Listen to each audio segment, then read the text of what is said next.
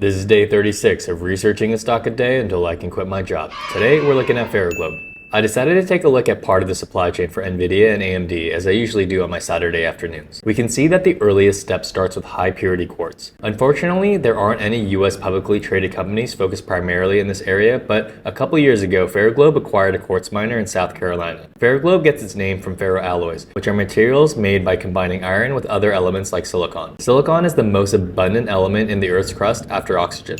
Ferroglobe is a major player in silicon metal and silicon-based alloys, the base materials for over 90% of semiconductors. But even with the AI craze, it turns out that the primary demand for silicon actually doesn't come from chips. It comes from solar panels and steel. Chips don't require a lot of silicon, but they require it to be ultra-high purity. New term that I learned, 9N purity, which is that. The purity level is so high in fact that it can only be found on BYU's campus. Just kidding. China actually dominates in silicon production, producing nearly 80% of global silicon metal and polysilicon, the material used in 90% of solar panels. A single solar panel uses thousands of times more silicon than a semiconductor chip. More than 80% of the world's solar panels are made in China, and this has become a problem as the East versus West divide grows politically, while economically it's easier said than done. Come back for part 2 tomorrow. This is not financial advice, always do your own research.